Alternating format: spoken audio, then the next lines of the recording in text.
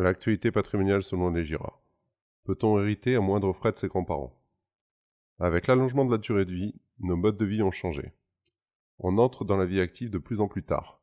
Les enfants arrivent de moins en moins nombreux et de plus en plus tard aussi. Ce phénomène a un impact majeur notamment en termes de succession, car on hérite de plus en plus vieux. Et sauf à ne pas avoir pris ses dispositions pour assurer ses vieux jours, ce n'est pas à 55 voire à 60 ans que l'on a le plus besoin de capital. L'héritage par conséquent se fait de plus en plus du grand-parent vers les petits-enfants.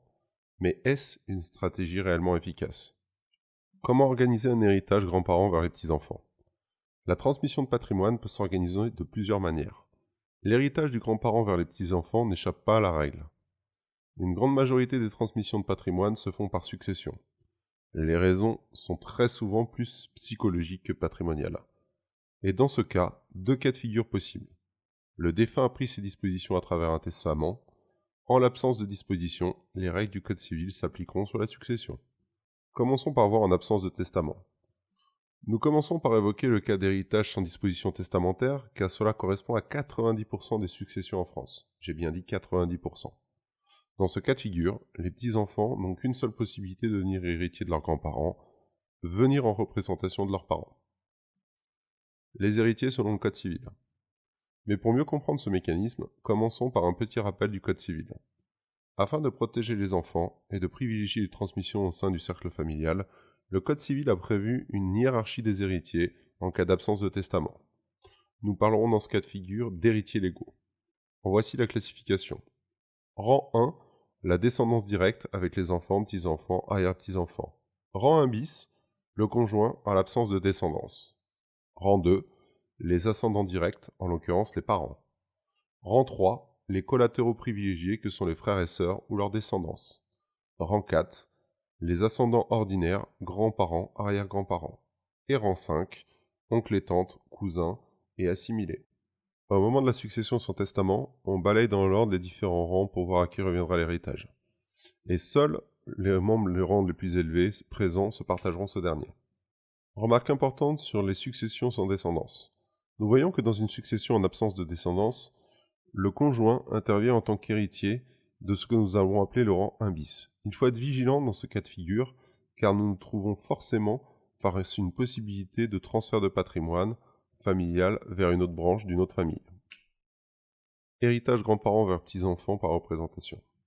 Nous voyons qu'en absence de testament, les enfants et les petits-enfants se partagent le rang 1. Ce n'est pas tout à fait le cas dans la réalité, car si l'enfant présumé héritier est vivant, ce sera uniquement lui qui hérite. Les petits-enfants devront attendre leur tour. Mais l'enfant héritier peut toutefois renoncer à la succession au profit de ses propres enfants. Dans ce cas, ils se partageront la part de l'héritage qui devient automatiquement à eux par représentation. Si l'un des enfants est décédé mais qu'il y a une descendance, dans ce cas, les petits-enfants de l'héritier prédécédé viennent en représentation de facto du parent pour se partager la part de ce dernier. En présence d'un testament. La façon la plus simple de donner une partie de son héritage à ses petits-enfants est de le faire par le biais d'un testament. La seule limite à respecter est de rester dans les limites de la quotité disponible pour ne pas léser les enfants réservataires, les enfants du défunt. Un des enfants héritiers peut décider de renoncer à la succession au profit de ses enfants, comme nous l'avons vu tout à l'heure. Cette renonciation porte attention sur la totalité de sa quote-part d'héritage. Les petits-enfants concernés du défunt deviennent alors héritiers selon le mécanisme de la représentation. Héritage grands-parents vers les petits-enfants d'un point de vue fiscal. Au-delà des quotités réservées à chacun, la question des droits de mutation est un élément majeur lors des successions. Mais qu'en est-il des taxes à payer lors d'un héritage entre grands-parents et petits-enfants? Droits de mutation relativement élevés en cas de transmission directe. Les droits de succession se calculent en fonction du lien de parenté entre le défunt et l'héritier. Dans le cas de grands-parents petits-enfants, nous sommes dans le même cadre que la ligne directe, entre les enfants et les parents. Les petits-enfants bénéficient alors du barème le plus favorable. Ce barème démarre à 5% pour se terminer à 45% pour les montants donnés supérieurs à 1 805 000 euros. Pour autant, les choses se gâtent en ce qui concerne l'abattement, auquel ils ont droit car il n'est que de 1 595 euros par petits-enfants, contrairement aux 100 000 euros pour les enfants. Les vertus fiscales de la représentation. Si l'on souhaite optimiser fiscalement la transmission d'une partie de l'héritage grands-parents vers petits-enfants, la solution est de passer par le mécanisme de la représentation.